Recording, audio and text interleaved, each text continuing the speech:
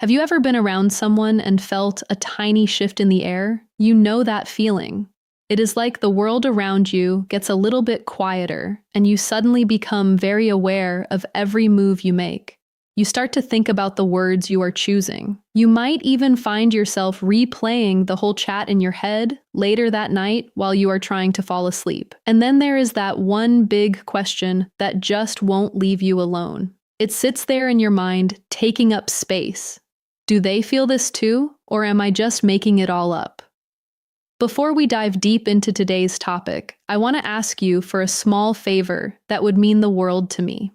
If you are finding value in this content, if these insights are helping you understand yourself and your connections better, please consider subscribing to this channel. I am working hard to reach 10,000 subscribers, and your support makes all the difference. Hit that subscribe button and turn on notifications so you never miss content that could transform how you see relationships and human connection. Your subscription doesn't just help me grow, it helps me create more content like this that can help thousands of others who are navigating the same confusing waters of attraction and connection.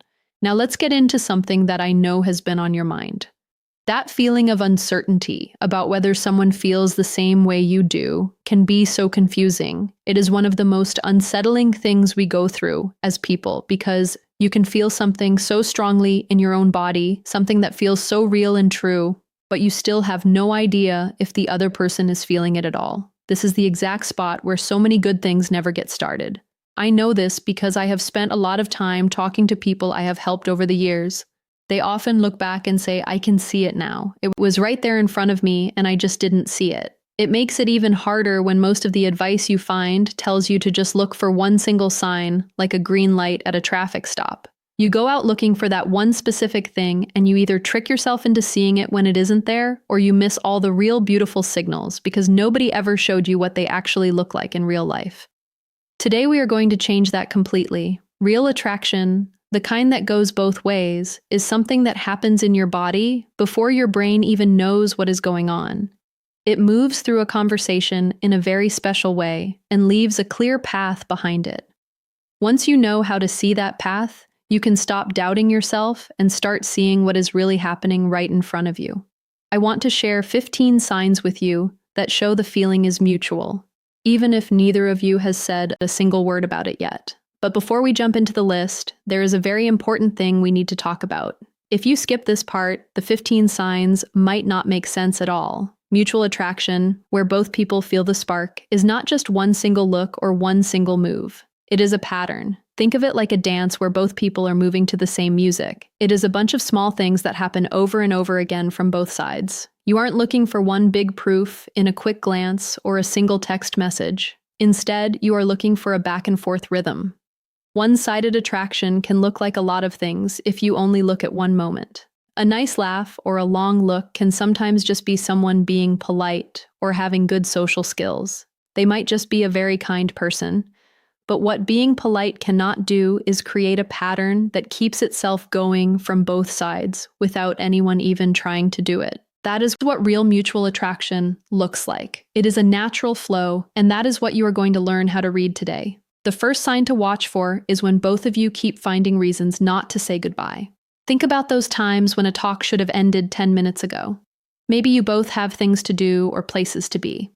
You both know it, but neither of you wants to be the one to walk away. One person says a little something, and then the other person answers.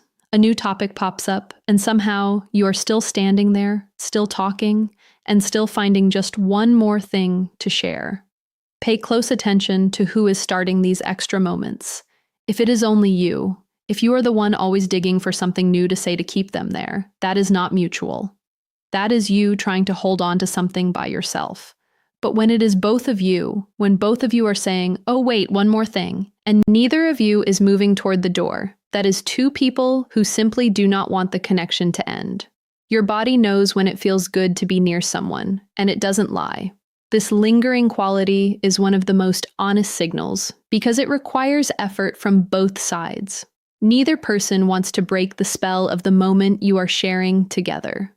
The second thing to notice is when you start moving in the same way without even noticing it. They put their drink down, and about 30 seconds later, you do the same thing. You lean back in your chair, and they lean back too. You lean in to whisper something, and they lean in to meet you. You might even notice that your voices start to sound a bit more alike in how loud or soft they are.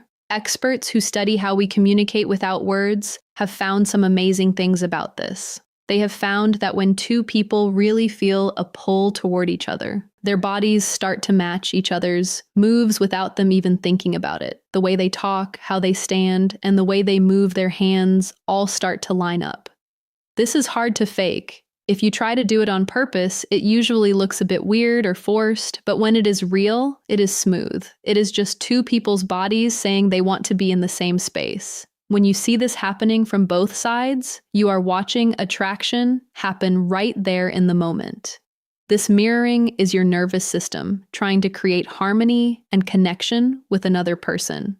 The third sign involves a special rhythm to how you look at each other. A lot of people think the sign is just staring into someone's eyes for a long time, but just staring can feel a bit too intense or even scary. What you are actually looking for is something much softer and more telling. When it goes both ways, eye contact has a beat to it. They hold your gaze, you hold theirs, then one of you looks away for a second and comes right back, and then the other person does it too. It is like a whole other conversation is happening under the words you are saying. Our brains actually release a happy bonding chemical when we look into the eyes of someone we like. When the feeling is mutual, both people keep looking back because their brains are giving them a little reward for doing it. If it is only one-sided, one person will look, but the other person will look away and stay away.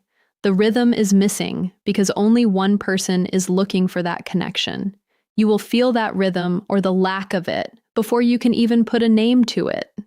This dance of the eyes is ancient and primal, connecting us to the deepest parts of human bonding. Another powerful sign is when they remember the small things you said and bring them up later. Maybe you mentioned a tiny detail in passing, something that didn't seem important at the time. Then a few days later, or in another talk, they bring it back. They might ask, "Didn't you say you live near that park?" Or, "How did that thing go with your family?" This isn't just someone being polite. It is a sign that they were really listening. When we are attracted to someone, our brains treat their words differently. We don't just hear them, we save them in a special place. Experts say that the feeling of being truly seen and heard, of someone caring enough to remember what we said, is one of the strongest ways we bond. But for this to be a sign of mutual attraction, it has to go both ways. If they remember your details, but you can't remember anything they told you, or the other way around, then it isn't a match. Mutual attraction makes both people want to pay attention. Both people remember because both brains have decided that this person is important. Memory is selective, and we remember what matters to us.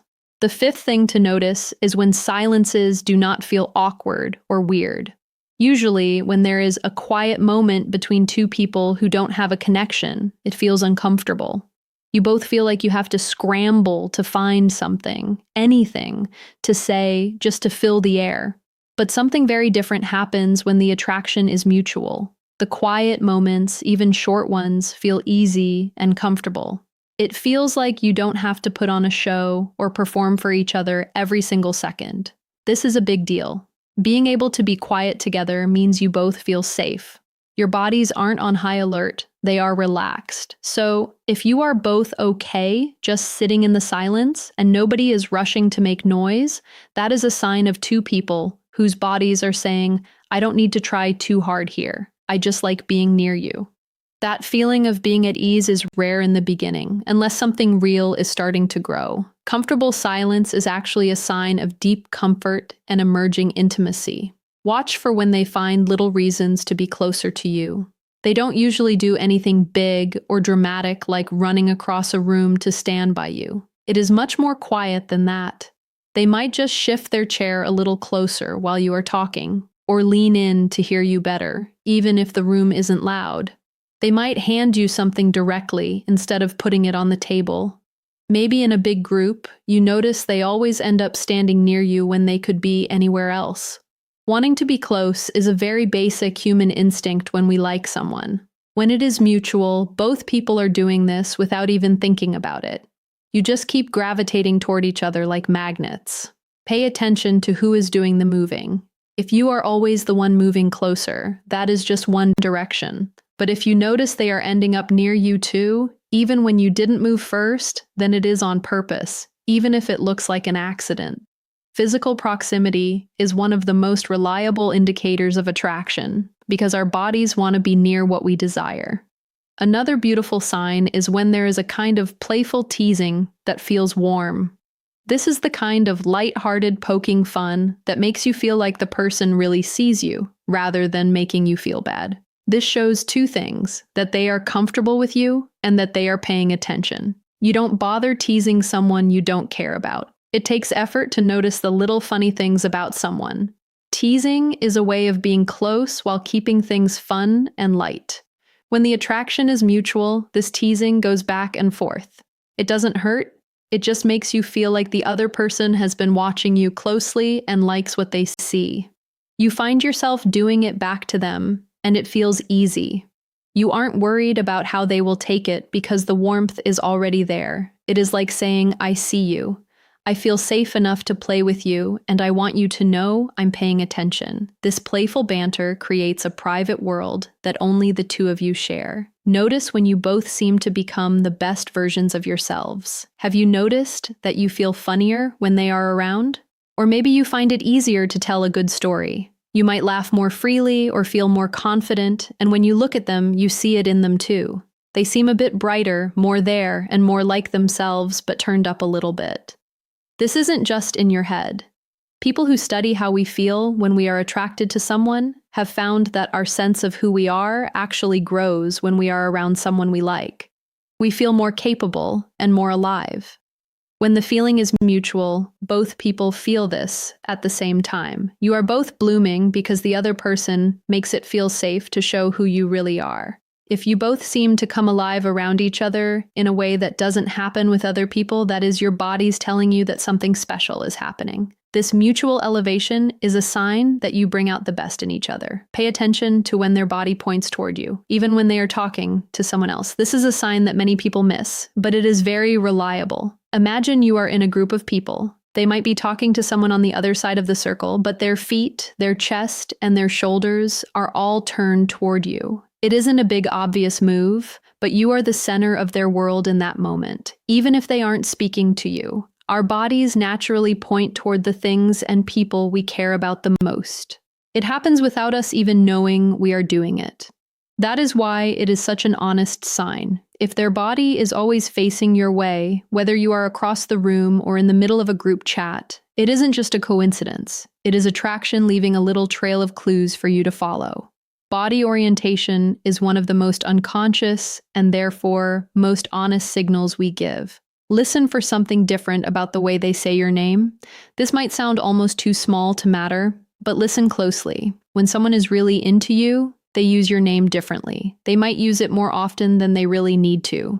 They might say it at the start of a sentence just to get your attention. There is often a tiny, almost hidden pause before or after they say it, like your name has a special weight or feeling in their mouth. Saying someone's name is a way of saying, "I see you specifically, not just the person I am talking to." When both people are attracted to each other, they both tend to use each other's names more than usual.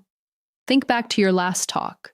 Did they say your name more than once? Did you do the same? If the answer is yes for both of you, that is a real sign of connection. Our names carry our identity, and when someone uses yours with care and attention, it shows they value who you are. Watch for when you both get a little bit nervous and a little bit calm at the same time. I call this nervous calm, and it is one of the most accurate signs you will ever find. When attraction is only on one side, the person who feels it is just nervous. They feel jumpy and maybe a bit strained because they are doing all the work and getting nothing back to steady them.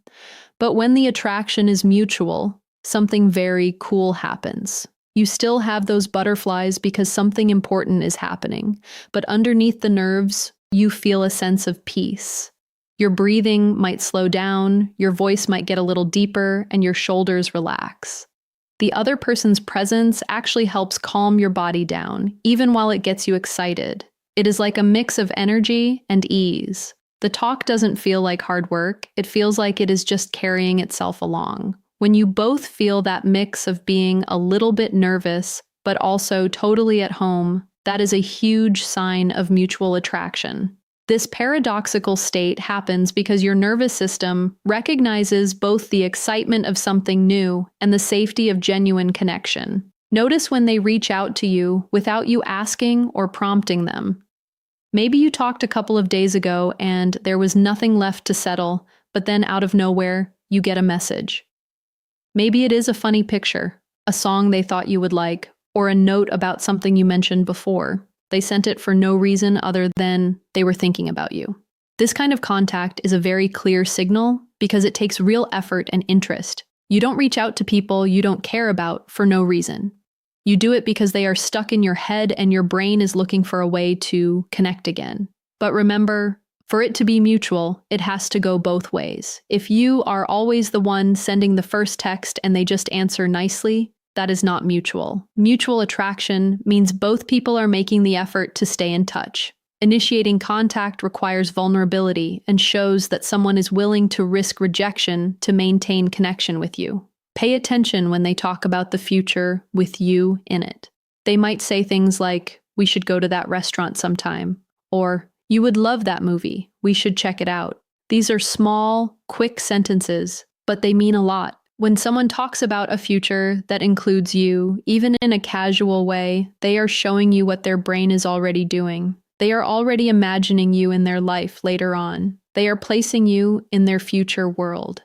And when you find yourself saying the same kinds of things back to them, it means both of your brains are already building something together. You aren't doing it on purpose to be sneaky. It just happens automatically when your mind decides that someone really matters to you. Future-oriented language reveals that someone sees you as part of their ongoing story, not just a chapter that will close soon. Notice when there is a special kind of energy when you are in the same room with other people. When you put both of you in a big group, a new kind of signal shows up. You know exactly where they are in the room without even looking. You might catch each other's eyes across a crowded space when something funny happens, sharing a private joke without saying a word. If they say something in the group, you find yourself listening more closely to them than to anyone else, and you can see that they notice when you react. This is a very deep kind of awareness. It is like a secret channel running between the two of you under everything else that is happening. This is very hard to fake when there are other people around because you have so many other things to focus on. The signals that come out in a group are the most honest ones because your body is sending them out automatically. This awareness in crowded spaces shows that your attention system has prioritized this person above all others. Finally, watch for when something shifts. Right before you part ways. The goodbye takes a little bit longer than it usually would. There is a moment right at the end where the energy feels more serious or intentional. The talk slows down just before it is over. Maybe there is a short beat of silence where you both just look at each other for a second before actually leaving. This is the most natural sign of all. It comes from the part of us that doesn't want to let go of someone we have bonded with. Your brain doesn't want the good feeling to stop. If they feel the same way, you will feel it in how they say goodbye. Even if the words are just "see you later," the way they say it and the way they linger shows that they don't want to leave yet either. Both of you take just a little more time than you need to because your bodies have found something real and they aren't ready to walk away from it. So, what should you do with all of this information? The most important thing is to stop looking for just one big sign. Stop thinking about one single moment over and over, hoping to find an answer. One look or one text doesn't mean everything by itself. What really matters is the pattern. It is when you see many of these signs happening consistently from both sides in many different situations. That is the true footprint of mutual attraction. Once that pattern, trust what your body is telling you more than what your brain is trying to argue about. Your body often knows the truth before your mind does. It knows that feeling of nervous calm and that feeling of being at home with someone. And it also knows when you are the only one trying. We have just been taught to doubt ourselves too much. Attraction isn't a huge mystery. It is a natural process that leaves tracks in your body, in theirs, and in the space between you. The best part is that neither of you has to say a single word for it to be known. I really hope this was helpful for you. If you enjoyed this, please show your support by subscribing and helping me reach that goal of 10,000 subscribers. Your subscription truly makes a difference and helps me share more stories and guides like this one. If you want to dive deeper into how to feel more at ease and naturally magnetic, there are resources available to help you on that journey. Keep listening to your heart and paying attention to those small, beautiful patterns that tell the real story of connection.